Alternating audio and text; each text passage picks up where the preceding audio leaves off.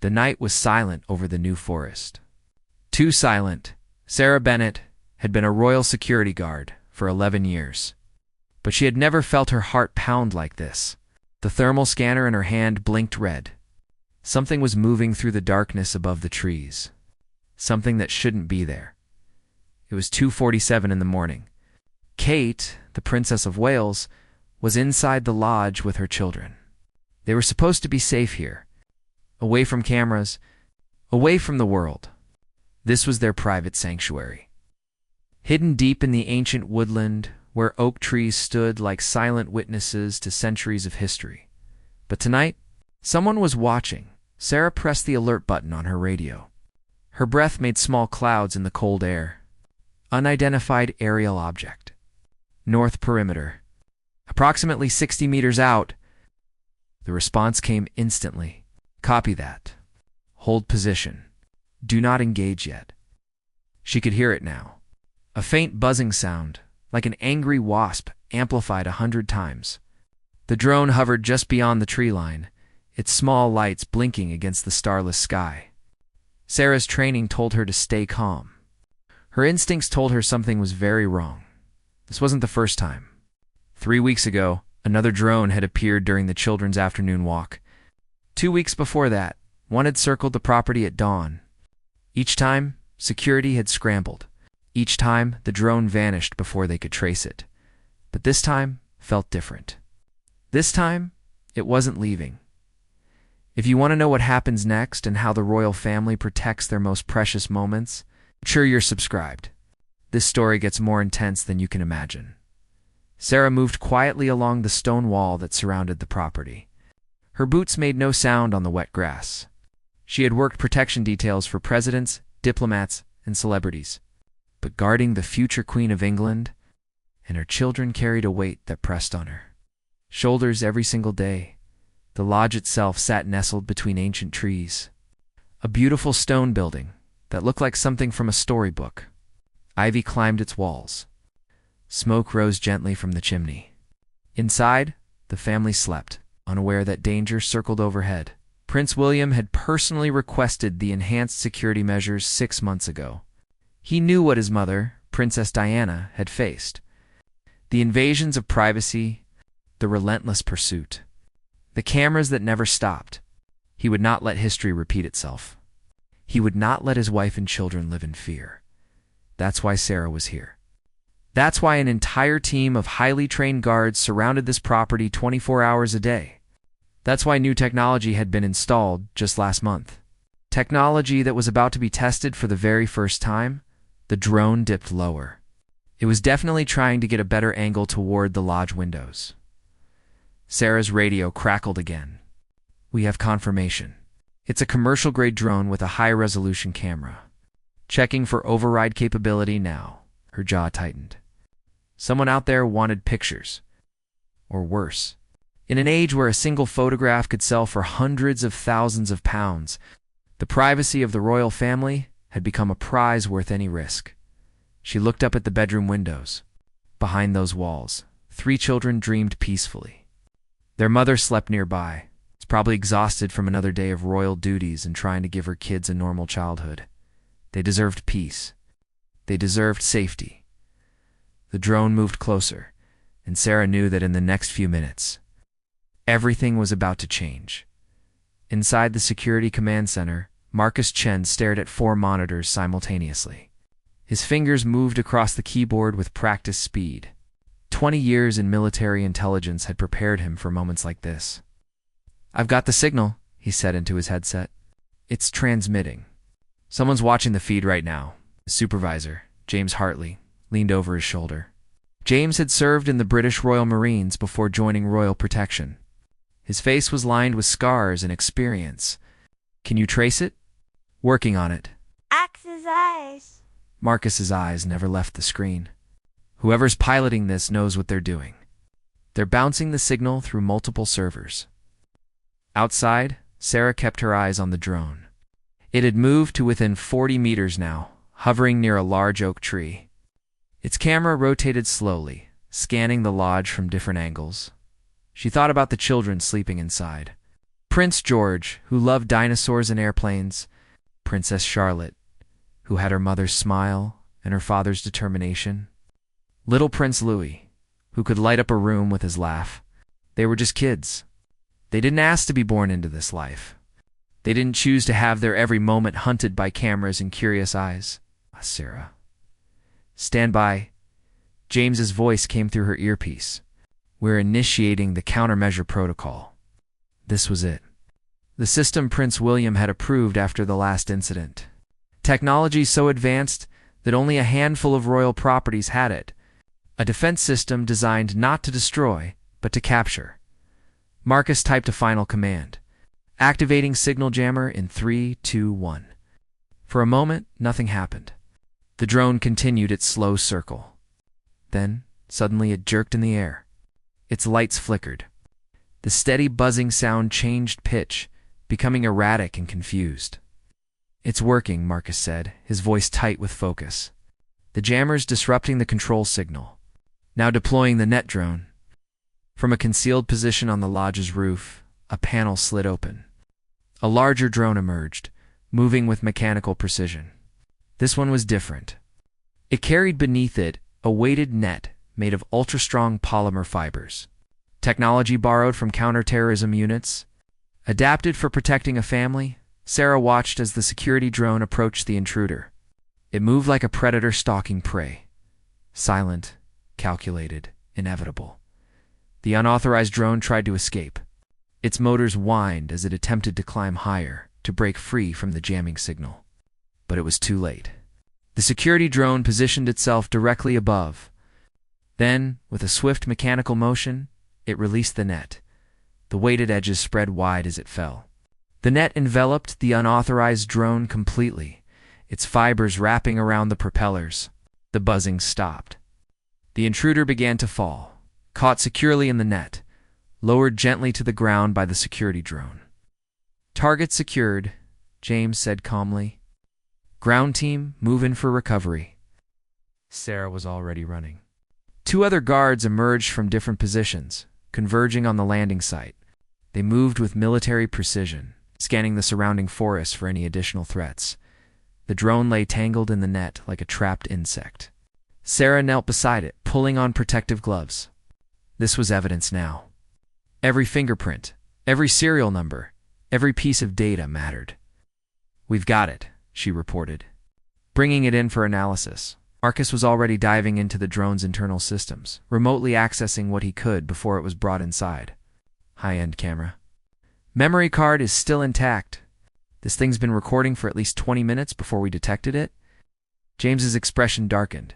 20 minutes of footage. Get that card secured immediately. I want to know what they captured and who they're working for.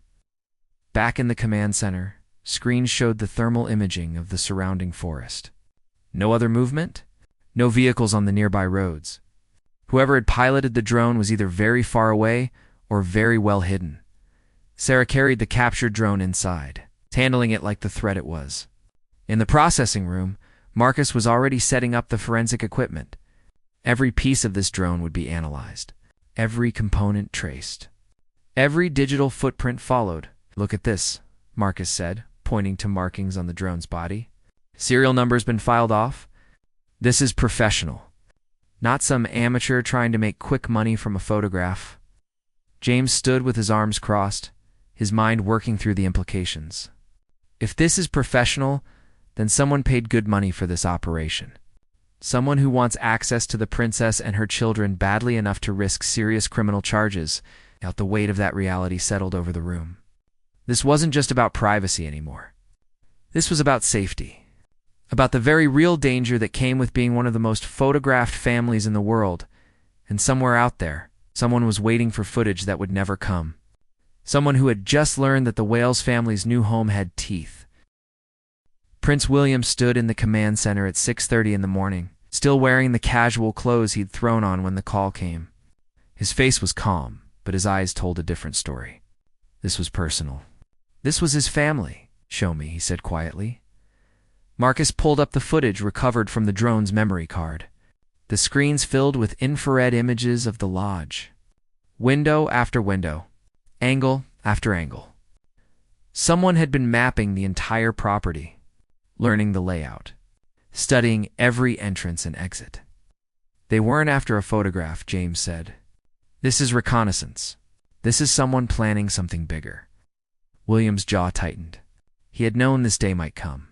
Despite all the precautions, all the security, all the careful planning to give his children a normal life, the world kept finding ways to intrude, just like it had with his mother, just like it always would.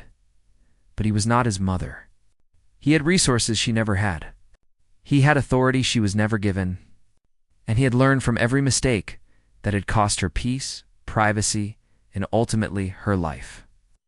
I want a full investigation, William said. Contact MI5. This goes beyond royal protection now. If someone's conducting surveillance at this level, they're connected to something larger. Sarah had been standing quietly in the corner. She had seen the prince angry before, but this was different. This was controlled fury, the kind that changed policies and shattered organizations. Your Royal Highness, she said carefully, there's something else. She pulled up another screen. We analyzed the transmission data. The drone was sending its feed to 3 different locations simultaneously. One in London, one in Paris, and one we haven't been able to identify yet. It's being routed through servers in 4 different countries. William absorbed this information in silence. 3 locations. International coordination. This wasn't a tabloid photographer hoping for a lucky shot. This was organized, funded, sophisticated. Does my wife know? He asked. Not yet, sir. We wanted to brief you first. He nodded. Kate was strong. Stronger than most people realized. But she was also a mother who had already sacrificed so much of her privacy for duty.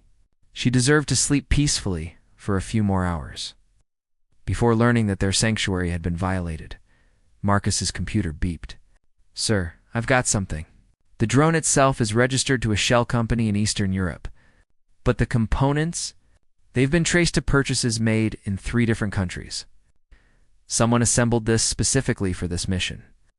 How many times has it been here before? William asked. The question hung in the air like a knife. Marcus pulled up flight pattern analysis. Based on the battery data and wear patterns, at least 6 previous flights, maybe more. We only started detecting them 3 weeks ago. 6 flights. 6 times someone had circled his home, watching his children play, observing his wife in what she thought was privacy. The violation felt like a physical weight on William's chest. He thought of George asking if they could play in the garden, Charlotte practicing cartwheels on the lawn, Louis chasing butterflies near the tree line. Every innocent moment had been recorded, studied, analyzed by strangers with unknown intentions. Double the perimeter security, William ordered. I want counter-drone systems active 24 hours. No more detection-only protocols. Anything unauthorized that enters our airspace gets taken down immediately. Yes, sir, James replied. William walked to the window. Dawn was breaking over the New Forest. Light filtered through the ancient trees, painting everything in shades of gold and amber. It was beautiful here, peaceful, exactly what he'd wanted for his family. But peace, he was learning, had to be fought for. Protected, defended, every single day. There's one more thing, Your Royal Highness, Sarah said. She hesitated, then continued. The footage shows someone on the ground. During the second-to-last flight, they were photographing the property from the forest edge with a long-range camera. Another screen flickered to life. Grainy footage showed a figure in dark clothing, barely visible among the trees. Face concealed. Professional equipment. Therefore only 90 seconds before disappearing.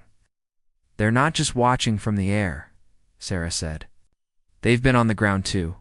Close enough to touch the property walls, William's hands formed fists at his sides. This was escalating. What started as drone surveillance had revealed a much larger operation.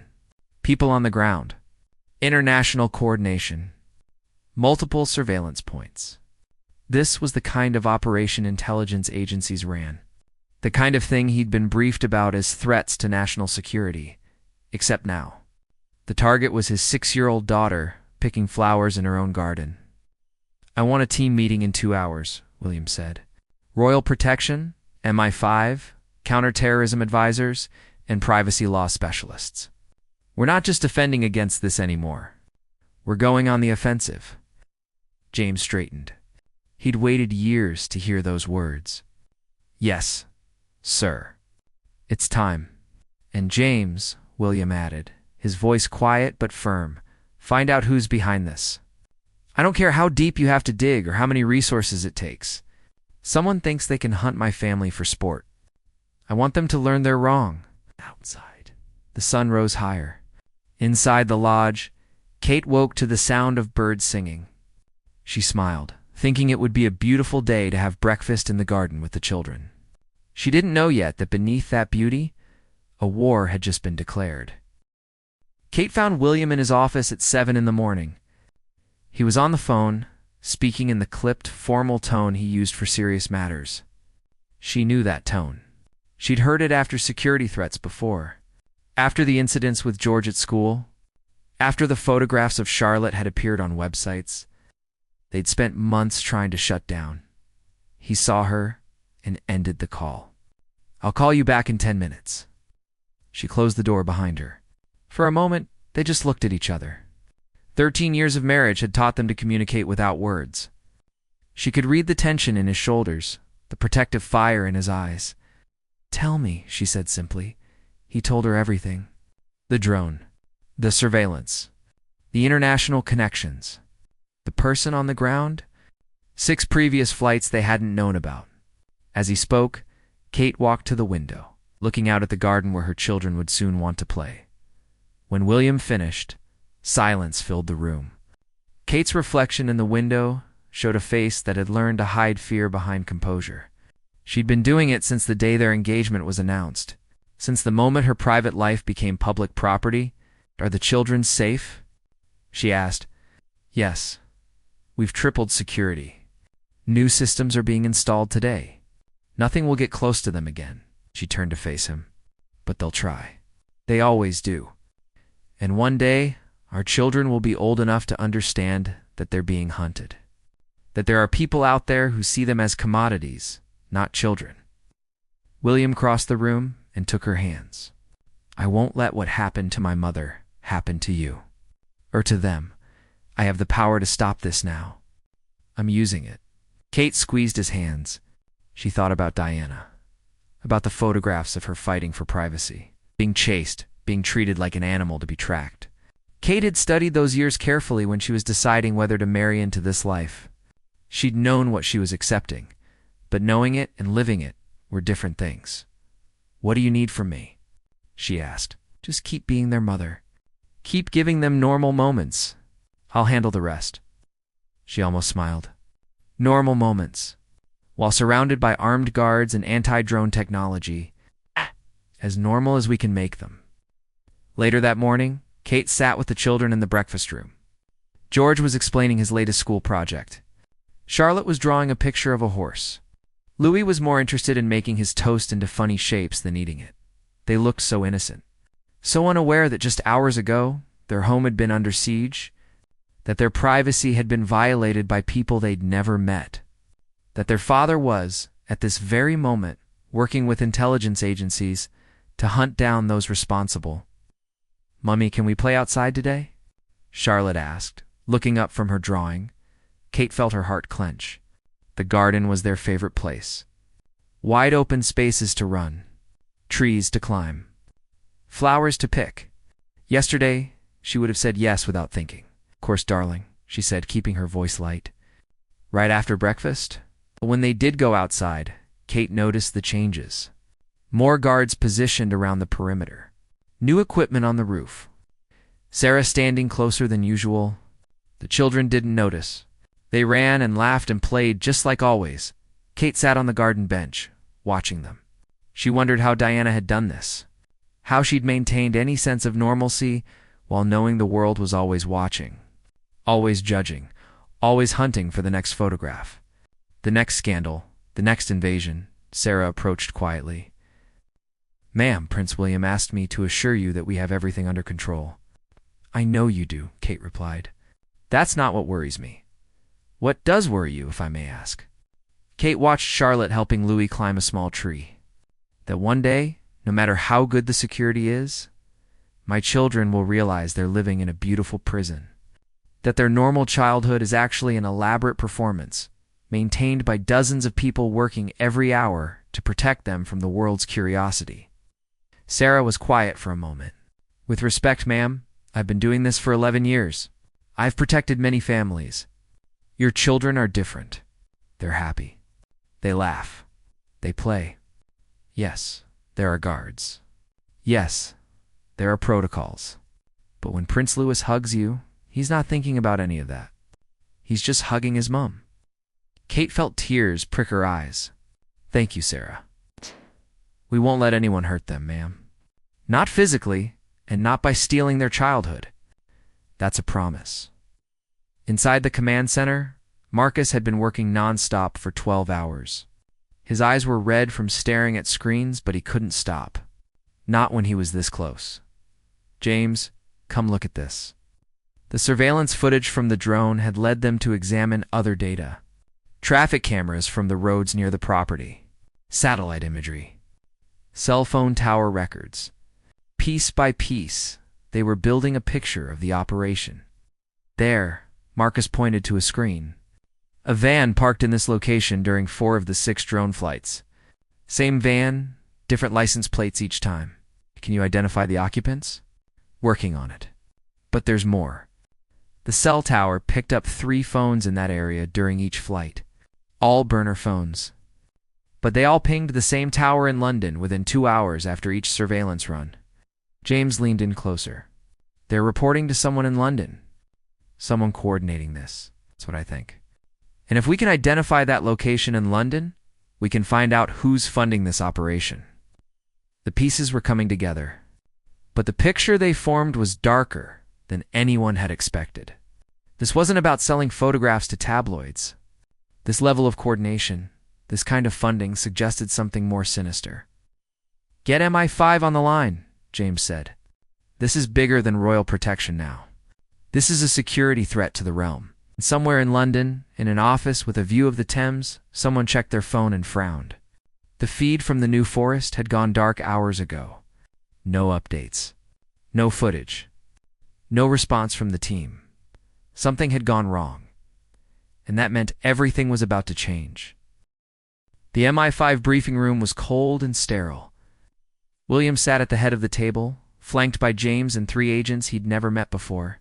Their credentials were impressive. Their expressions were grave. Agent Rebecca Foster opened a folder. She'd spent 15 years tracking international crime syndicates and terrorist cells. This case had caught her attention immediately. Your Royal Highness, what we've uncovered goes beyond simple privacy invasion. The surveillance operation targeting your family is connected to a larger network, one that's been operating for at least 2 years. William leaned forward. Explain. We traced the shell company that owned the drone. It's connected to 6 other companies, all registered in different countries. Those companies have been involved in surveillance operations targeting high-profile individuals across Europe, politicians, business leaders, and yes, members of various royal families. She clicked a remote. Images appeared on the screen. Drones, surveillance equipment, photographs taken from impossible angles. You sell the information to the highest bidder. Sometimes it's tabloids, sometimes it's foreign intelligence services. Sometimes it's corporations conducting industrial espionage. And in our case?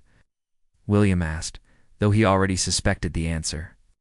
In your case, we believe the client is a media organization, but not one based in the UK. The money trail leads to accounts in 3 countries. The final destination appears to be a publishing group with connections to both legitimate news outlets and less savory organizations. William felt his blood run cold. They're planning something, a story, an expose. That's our assessment. The level of detail in their surveillance suggests they're building a comprehensive picture of your family's private life, routines, habits, vulnerabilities. This is the kind of preparation that precedes a major publication. James spoke up. What kind of publication would require this level of intelligence gathering? Agent Foster exchanged glances with her colleagues. The kind that destroys reputations. It's the kind that takes private moments and twists them into scandal. Your family is being studied like subjects in a laboratory. They're looking for anything they can weaponize. William stood and walked to the window. London sprawled below, millions of people going about their lives, unaware that in this room, a battle was being planned. A battle to protect 3 children who just wanted to climb trees and draw pictures. What are our options? He asked. Legally, we can pursue charges for invasion of privacy, illegal surveillance, potentially espionage depending on what we uncover about their clients. But that takes time. Months, possibly years. And in the meantime, they might publish whatever they've already gathered. And we don't just pursue legal options, William said, turning back to the table. We dismantle them. Every company, every account, every person involved. I want them to understand that my family is not a target. We're a red line they should never have crossed. The room went silent. This was the future king speaking now, not the careful diplomat. It's not the charming prince. This was a father protecting his children with every resource the crown could provide. Agent Foster smiled slightly. We were hoping you'd say that, sir, because we've been building a case against this network for months. Your situation gives us the leverage we need to take them down completely. Over the next 3 days, the operation moved with surgical precision. Bank accounts were frozen. Arrest warrants were issued in 4 countries. The MI5 team worked with international partners to coordinate simultaneous raids. In Paris, agents stormed an apartment where the drone surveillance footage was being stored. They found terabytes of data, not just on William's family, but on dozens of other targets. Enough evidence to put multiple people in prison for years. In London, the office with the view of the Thames was raided at dawn. The man inside was arrested before he could destroy his computer. His files revealed a network of contacts spanning continents. Journalists, photographers, hackers, all selling their services to the highest bidder. In Prague, the warehouse where the drones were assembled was shut down. 3 people were taken into custody. The equipment was seized and cataloged as evidence. Marcus watched it all unfold from the command center. Each arrest appeared on his screen like pieces falling on a chessboard. It's working, he said to James. The whole network is collapsing. But James remained cautious. Till we have everyone, the threat remains. These people have backups, hidden files, insurance policies. We need to be thorough. At the lodge, Kate tried to maintain normalcy. The children had sensed something was different. George had asked why there were more guards. Charlotte had noticed the new cameras. Kate had smiled and told them it was just some improvements to keep everyone safe. Louis, thankfully, was too young to question anything. He was just happy to play. That evening, William returned from London. He looked exhausted but relieved. He found Kate in the library reading. It's done, he said. The main network is shut down. 17 arrests across 4 countries.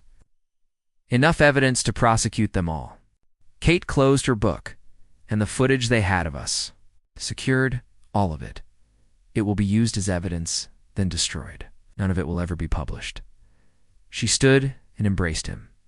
For a long moment, they just held each other. Outside, the sun was setting over the new forest. The trees swayed gently in the evening breeze. It looked peaceful. For the first time in days, it felt peaceful too. Thank you, Kate whispered. You don't thank me for protecting our family.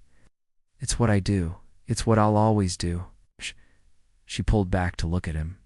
Your mother would be proud of how you've handled this, how you've protected us differently than she was protected. William nodded.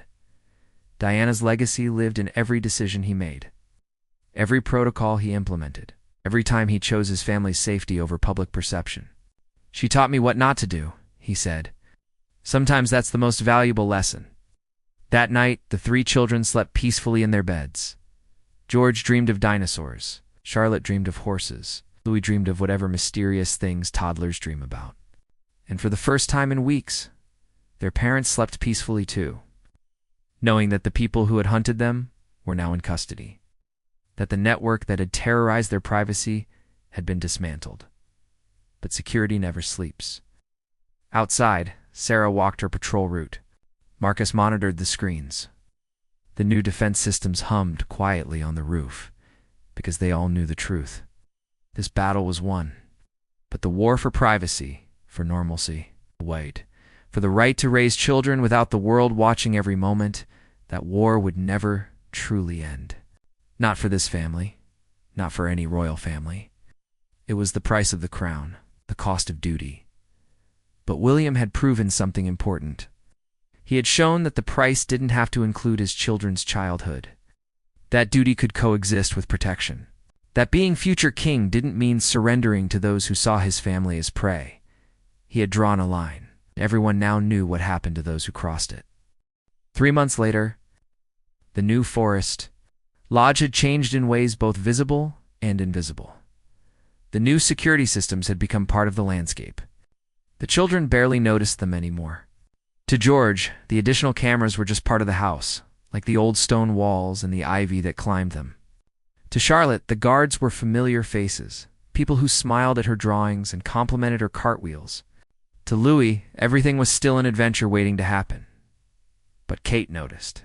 She noticed how Sarah still walked the perimeter every night, how Marcus still monitored screens in the command center, how the defense systems on the roof remained active 24 hours a day. The threat had been eliminated. But the vigilance remained. It always would. In London, the trials were beginning. 17 defendants faced charges ranging from invasion of privacy to conspiracy to commit espionage. The evidence was overwhelming. The prosecuting attorneys had files, recordings, bank statements, and testimony from cooperating witnesses. Agent Rebecca Foster had called William personally to tell him the lead defendant had pleaded guilty. The others would likely follow. The network that had hunted his family was being dismantled piece by piece, defendant by defendant, charge by charge. Justice takes time, she'd said. But it's coming. I promise you that. William had thanked her. But he knew that justice in a courtroom was only one kind of victory. The real victory was happening every day at the lodge. It was happening when George played in the garden without fear, when Charlotte practiced her piano without worrying about cameras, when Louis laughed at butterflies and didn't know that just months ago. People had been watching him through sophisticated surveillance equipment. That was the victory that mattered. Childhood preserved, innocence protected, normalcy maintained despite the extraordinary circumstances of their birth. Kate found William in the garden one afternoon. The children were at school. The property was quiet, except for the sound of birds and the wind through the trees. "I've been thinking," she said, sitting beside him on the bench, about how lucky we are. Not because of the titles or the privilege, but because we have people like Sarah and Marcus and James who care about more than just doing a job. They care about our children as human beings. William nodded. I chose them carefully. Every person on our security team was selected not just for their skills, but for their character, for their ability to see George, Charlotte, and Louis as children first and royal children second. It shows, Kate said. Charlotte told me yesterday that Sarah taught her how to identify different types of birds. George said Marcus showed him how satellites work. They're not just guards to our children. They're trusted adults who make them feel safe. That was always the goal, to create security that feels like family rather than a fortress. They sat in comfortable silence, watching the sunlight filter through the trees. This place, this sanctuary, had been violated, but it had also been defended, protected, reclaimed.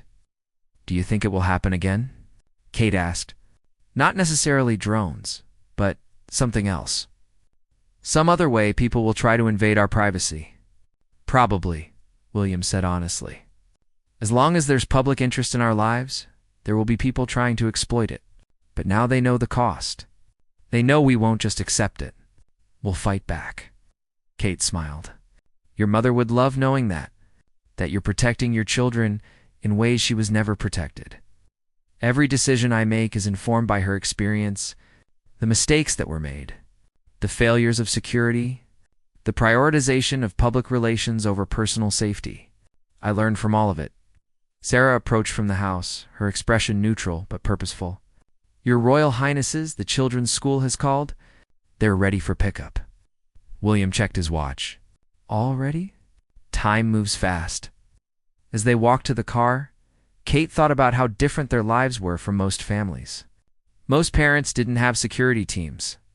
Most children didn't grow up with guards and cameras and constant vigilance, but most families also didn't face the unique challenges that came with being one of the most recognized families in the world. This was their normal. This was their reality. And they'd learned to make it work. The drive to school was uneventful. George, Charlotte, and Louis piled into the car with their usual enthusiasm. They talked over each other, sharing stories about their day. George had learned about volcanoes. Charlotte had won an art competition. Louis had made a new friend. Normal childhood moments, precious and pure. That evening, as Kate tucked Charlotte into bed, her daughter asked a question that made her pause. "Mummy, why are there always people watching our house?" Kate had been preparing for this question for years. She sat on the edge of the bed and chose her words carefully, because our family is special. Not better than other families, but different. And because people are curious about us, we need to make sure everyone stays safe. Are we in danger? No, darling. The people watching the house are keeping us safe. They're like superheroes, but instead of capes, they wear regular clothes so they can blend in and do their jobs better. Charlotte seemed to accept this. Like secret superheroes? Exactly like that. That's pretty cool, actually. Kate smiled and kissed her forehead. Get some sleep, my love. Tomorrow's a new day. Downstairs, William was reading a bedtime story to Louis. The little boy was already half asleep, clutching his favorite stuffed animal. William's voice was soft and gentle, turning the pages slowly. Savoring this quiet moment, these were the moments that mattered. Not the official engagements. Not the state dinners. Not the photographs that would appear in tomorrow's newspapers. These private, precious moments of being a father, reading to his son in the soft lamplight. Later, after all three children were asleep, William and Kate sat together in the library. No guards inside. No cameras in this room. Just the two of them and the quiet crackling of the fireplace. We did it, Kate said. We protected them. This time, William replied, but we'll keep doing it. Every time. Whatever it takes. I know. And that's why they're going to be okay. Not just safe, but okay. They're going to grow up knowing they were loved and protected and given every chance at happiness. Outside, Sarah walked her patrol. Marcus monitored his screens. The defense systems hummed quietly. The forest stood silent and watchful. Ancient trees bearing witness to another day in the ongoing story of this extraordinary family. The drone incident had been a wake-up call. A reminder that privacy was something that had to be fought for, defended, and protected every single day. But it had also been a demonstration of strength, of resolve, of a father's love transformed into action. William had drawn a line that night when the drone first appeared. He had declared that his family's safety and privacy were non-negotiable, and he had backed that declaration with every resource available to him. The message had been received. The network had been destroyed. The threat had been eliminated. But more importantly, 3 children slept peacefully, unaware of the battles fought on their behalf, unaware that they were protected by people who saw them not as royalty, but as kids who deserved to climb trees and dream big dreams without the world watching. That was the real victory. That was the triumph that mattered.